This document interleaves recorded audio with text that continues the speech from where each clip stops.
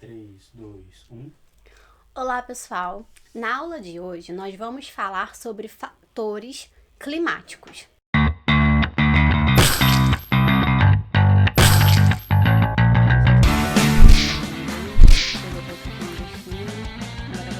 Nós vamos falar sobre fatores climáticos, tá? Bom, então, nós vamos começar a aula diferenciando, né, o que são os fatores climáticos e o que são os elementos climáticos, né, que tem essa diferença aí. Então, os elementos climáticos nós podemos relacionar como se fosse assim, um bolo, né? Para um bolo ser formado, nós precisamos de elementos, ou seja, farinha, ovos, leites, que nós vamos pegar todos aqueles elementos e juntos, no final, nós vamos formar o bolo. Então, os elementos climáticos nós podemos relacionar assim. No caso, os elementos são grandezas atmosféricas, por exemplo, pressão, temperatura do ar, são elementos que juntos eles vão transformar, né? Ele vai definir o tempo atmosférico. Já os fatores climáticos, eles são grandezas, né, específicas de relevo, por exemplo, que vão ajudar, que vão interferir aí no clima. Então, assim, definindo, no caso, os elementos climáticos são grandezas atmosféricas, né, que definem o clima, e os fatores climáticos, eles vão ser elementos físicos que não estão diretamente relacionados à atmosfera, mas que vão influenciar no clima. Bom, agora que a gente já definiu, que a gente já diferenciou, né, os elementos climáticos e os fatores climáticos, a aula de hoje ela vai tratar sobre os fatores climáticos. Mas não se preocupa, porque o próximo vídeo eu vou falar aí sobre os elementos climáticos. Então é só você ficar ligado aqui nas aulas do canal, não esquecer de se inscrever e não esquecer também de ativar as notificações que você vai receber aí no seu e-mail, que o vídeo, né, ele foi postado para você acessar, tá bom? Então vamos lá. O primeiro fator climático que a gente vai falar é o fator climático da latitude, né? Então, como aí você vai atrelar aí a latitude, né, a um fator climático, a um influenciador do clima? Bom, vamos fazer aqui uma breve revisãozinha, né? Latitude, só aprendi com uma amiga minha, Jéssica, que ela ensina assim para os alunos dela. Então, latitude, no caso, né, seriam os paralelos à linha do Equador, certo? Aqui nós temos a linha do Equador, latitude, Trópico de Capricórnio, Trópico de Câncer e os polos. E a longitude, né, vão ser os polos na vertical, né, no meridiano de Greenwich como referência, tá ok? Então aí só para dar uma revisãozinha. Bom, voltando aí na latitude, como que a latitude ela vai ser um influenciador aí, um fator climático? Bom, a gente já sabe, né, que quanto mais próximo da linha do Equador, maior radiação solar a região ela vai receber, né? E quanto mais longe da linha do Equador e mais próximo dos polos, menor radiação solar. Então isso essa intensidade aí, essa diferença de radiação solar recebida, ela vai ser um fator climático relacionado à latitude, certo? Então vamos lá. A latitude é uma distância, né, entre um determinado ponto e a linha do Equador, né? E quanto mais distante da linha do Equador, menor será a temperatura. E quanto mais próximo do Equador, maior será a quantidade de precipitação, né? Porque quanto maior a temperatura, maior a quantidade de precipitação, maior será a umidade, tá? Então, primeiro fator do clima, a latitude, ok? Anota aí, então. Bom, o segundo fator vai ser a altitude. Por quê? Porque a altura, né, a altitude em relação ao nível do mar, ela vai influenciar. Quanto maior a altitude, menor será a temperatura. Mas por que isso acontece, né? Por que quanto maior a altitude, menor é a temperatura? Bom, porque quanto maior a altitude, menor é a incidência de gases e umidades na atmosfera, e menor será a umidade, certo? Então, a altitude, ela vai influenciar, sim, no fator climático dessa forma. Quanto maior a altitude, menor será a umidade, certo? Bom, e além da temperatura e da umidade, nós também temos a questão da pressão atmosférica que vai influenciar. E como assim a pressão atmosférica ela vai influenciar aí na questão da altitude, né? Maior a altitude, menor será a pressão atmosférica aí que vai influenciar, certo? Então, o primeiro fator que a gente falou, né, foi o fator da latitude, e o segundo fator vai ser a altitude, tá? Porque quanto maior a altitude, menor será a umidade e menor será a precipitação e menor será a temperatura, tá bom? Segundo, né, fator, aí já foi. Agora o terceiro fator atmosférico, o terceiro fator atmosférico vai ser as correntes marítimas. Nossa, mas aí você vai pensar, corrente marítima vai influenciar no clima? Sim, as correntes marítimas, elas vão influenciar no clima. E eu vou te dar aqui um exemplo, né? Que olha que maravilhoso, né? Olha que perfeito. No Chile, nós temos o deserto do Atacama. E por que existe um deserto, né, no Chile, né? Na região, se você for olhar, né, toda aquela zona ali de área temperada que tá ali, o deserto do Atacama, em outras áreas do planeta, você não vai ter, né, naquela mesma região, um deserto, uma região desértica. E por que ali no Chile existe um deserto? Por conta da corrente de Humboldt. É uma corrente, né, que vem do Polo Sul, e ela influencia diretamente naquela região. Então, o que acontece? A corrente, ela vem com uma temperatura menor e ela faz com que aquela região ela seja influenciada por essa corrente a ponto de transformar, né, de se transformar ali como um deserto, né? Ou seja, com baixa umidade e uma variação aí de temperatura muito grande, né? De dia muito calor e de noite muito frio, ok? Então, voltando aqui, né, explicando para vocês as correntes marítimas. Bom, a corrente marítima ela também vai influenciar diretamente nas variações climáticas. Então, primeiro nós vamos entender o que são as correntes marítimas, ok?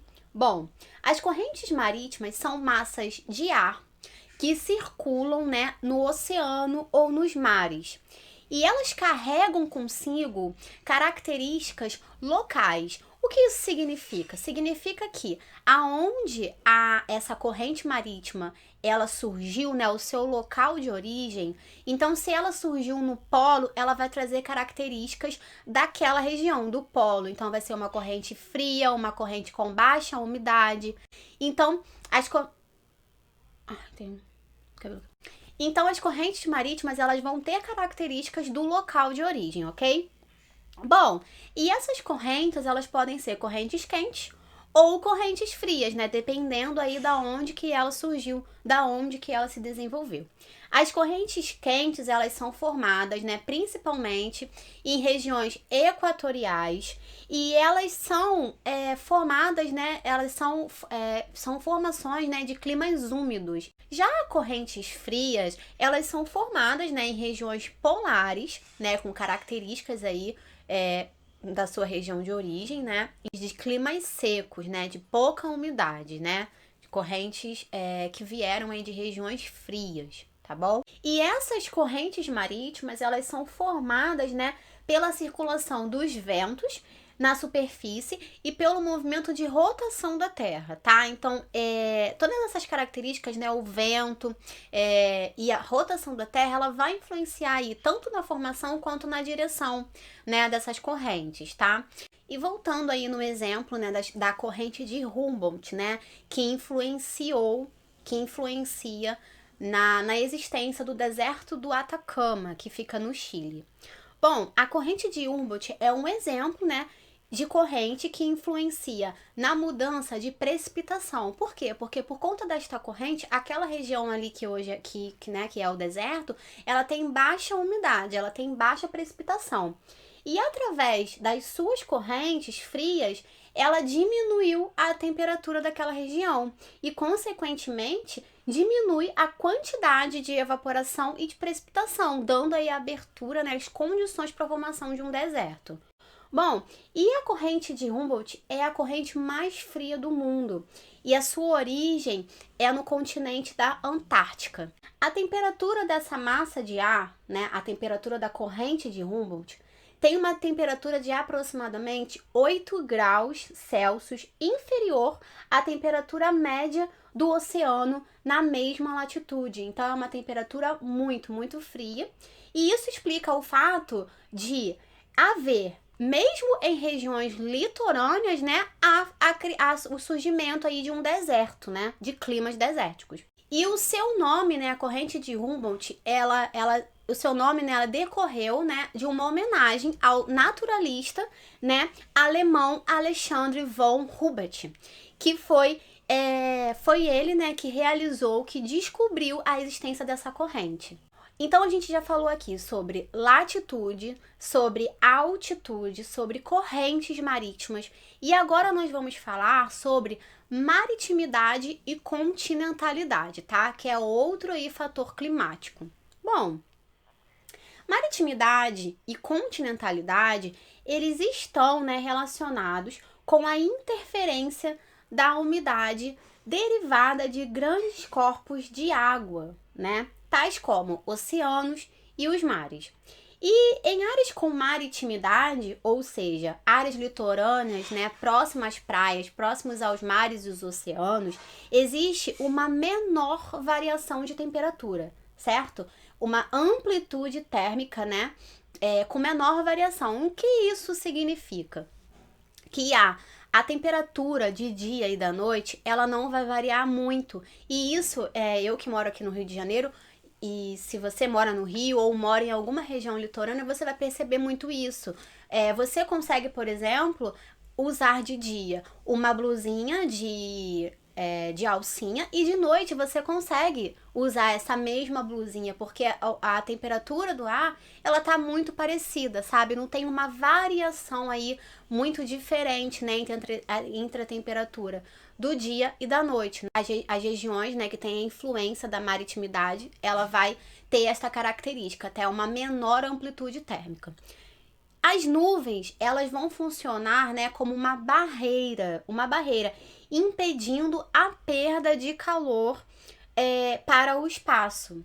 E lembrando, para existir nuvens, nós precisamos de umidade, ok? Em áreas de continentalidade, ou seja, distante dos mares, né, áreas interioranas, né, para dentro do continente, continentalidade, a amplitude térmica é maior.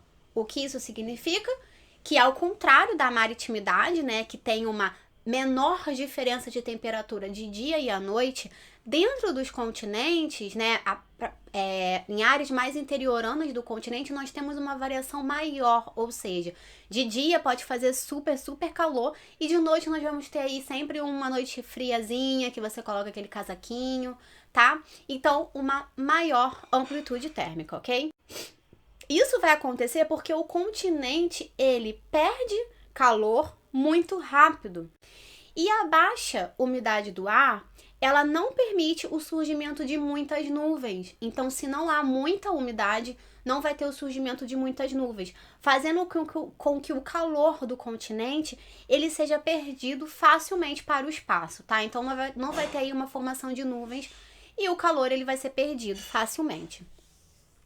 Geralmente, nas regiões influenciadas pela continentalidade, os climas são mais secos, né? Então, menos umidade, então os climas são mais secos e podendo ser secos ou frios, tá? Então, essa perda aí de calor facilmente, como a gente já havia falado, o clima ele pode ser seco e ele pode ser frio, tá? Com mais facilidade. Nas regiões desérticas, nós temos uma amplitude térmica, né? Eu já falei isso, nós temos uma amplitude térmica muito grande. Então, de dia, o sol, né, o calor, ele é tão forte, né, a radiação solar, ela é tão incidente, que você elimina aí a quantidade de precipitação, a quantidade de umidade, né, neste local, tá? E fazendo com que a noite seja muito fria, tá?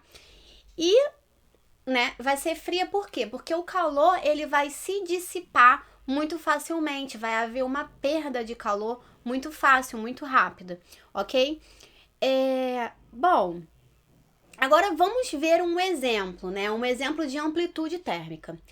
Em um deserto qualquer do planeta, imagina em um deserto qualquer, mas vamos supor que seja o deserto do Atacama. Temos a máxima temperatura de 45 graus Celsius e a mínima de 1 grau Celsius.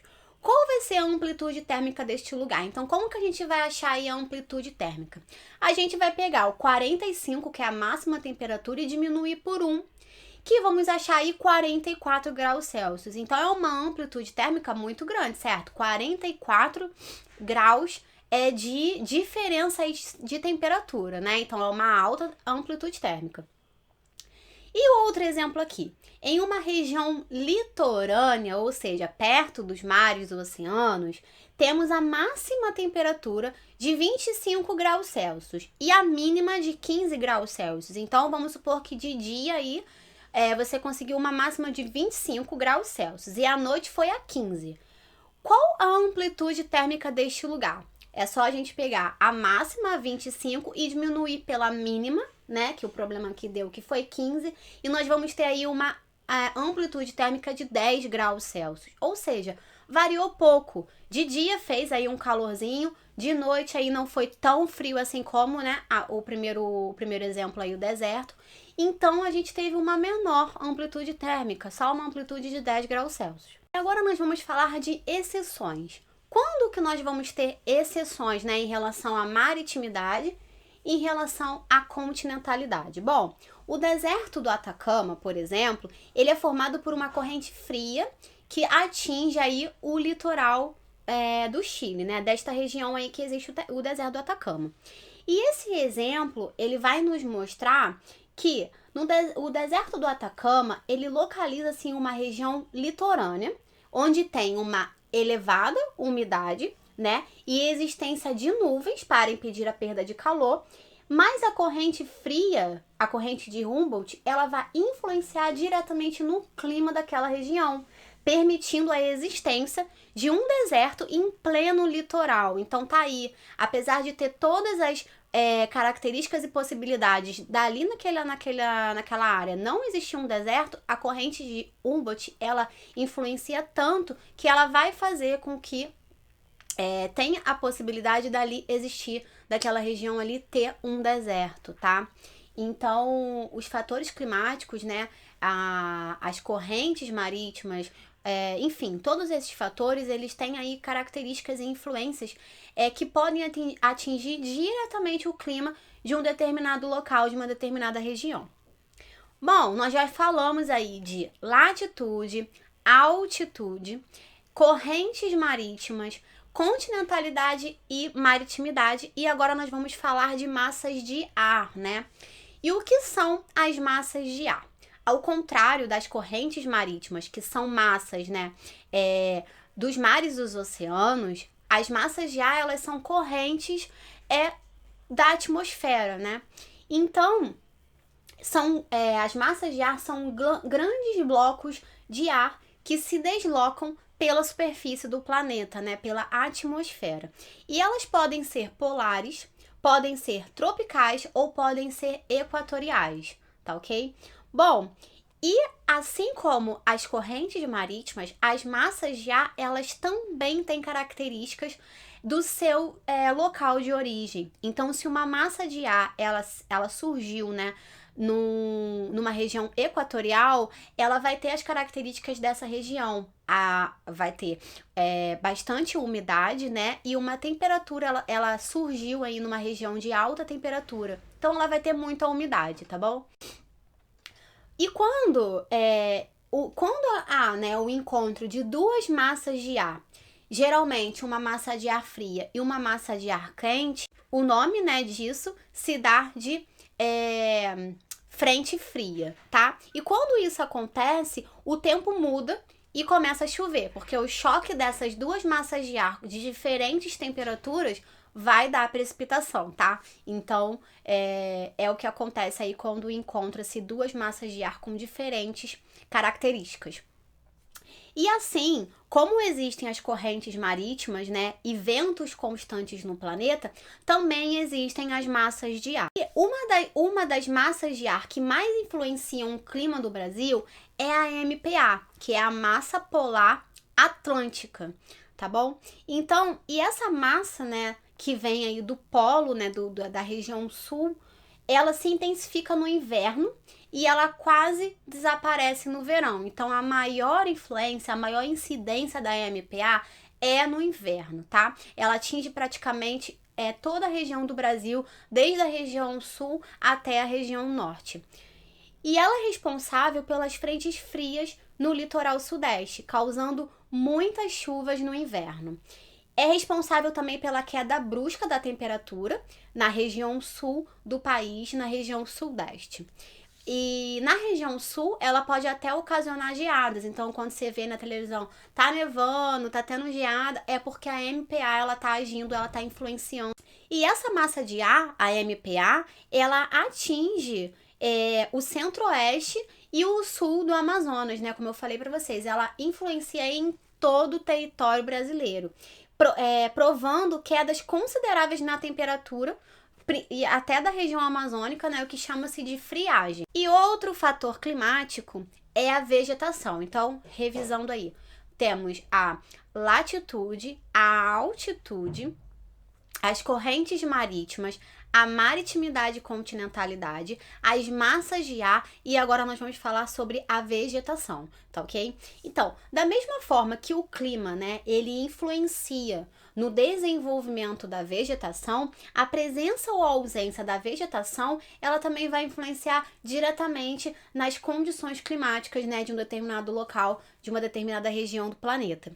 E como que ela vai fazer isso? Através da umidade do ar, certo? E através da temperatura, né? Então, quanto maior aí na superfície a gente tem vegetação, a gente tem árvores e tudo mais, a gente vai ter uma temperatura atmosférica mais amena, nós vamos ter um clima mais favorável, sabe? Um clima mais agradável, ok? E as florestas tropicais e equatoriais da Amazônia, aqui no Brasil e do Congo, né, no continente africano, são responsáveis por emitir enormes percentuais de umidade para a atmosfera, né, a evapotranspiração.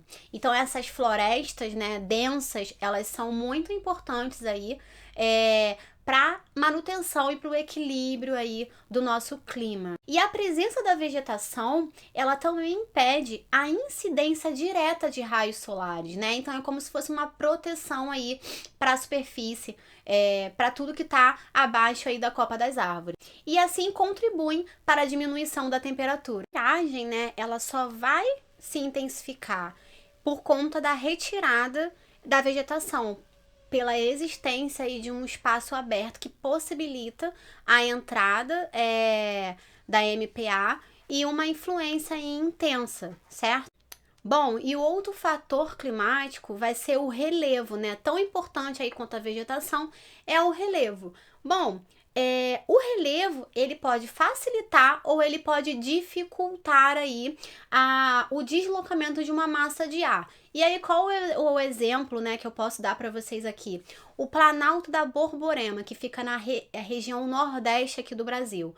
Bom, a massa de ar, ela vem, né, do litoral em direção ao interior do continente, mas quando ela chega no Planalto da Borborema, ela vai encontrar ali uma barreira. Então, essa massa de ar, ela vai se precipitar ainda ali no Planalto da Borborema. E também porque a massa de ar que vem da Amazônia, ela vai encontrar, né, mais no interior do continente, o Planalto da Bacia do Parnaíba, que também vai funcionar como uma barreira, né, um dificultador da passagem dessa massa de ar. Então, isso favorece aí o surgimento de um clima semiárido, um sertão nordestino, tá certo? O relevo, né, ele vai influenciar aí, como eu dei o exemplo para vocês, na questão da temperatura de várias regiões, tá certo? Então, no Brasil, eu também posso dar um outro exemplo para vocês, que é a Serra do Mar, aqui na região centro-sul. Ela é uma espécie de corredor que vai facilitar a circulação de massas de ar do polar atlântica e ela vai dificultar a passagem da massa de ar tropical atlântica, certo? Então, ela vai funcionar aí como uma barreira para a massa tropical atlântica. Bom, gente, eu espero que vocês tenham gostado das aulas de fatores climáticos, tá? A próxima aula vai ser de elementos climáticos. Então, se você gostou, se você curtiu, não deixe aqui de se inscrever e de ativar as notificações para você receber aí quando sair vídeo novo, tá certo? Se você tiver alguma sugestão de tema, algum comentário, alguma dúvida sobre essa aula ou qualquer outra dúvida, é só você deixar aqui nos comentários que eu vou te responder e espero poder te ajudar, tá? Muito obrigada pela atenção, espero que vocês tenham aprendido alguma coisa aqui comigo, eu tenho certeza que eu aprendi muito mais com vocês, tá? Então, até a próxima aula, até o próximo vídeo, um beijo grande. Né? Ok, engajei aqui. Tá acontecendo uma coisa?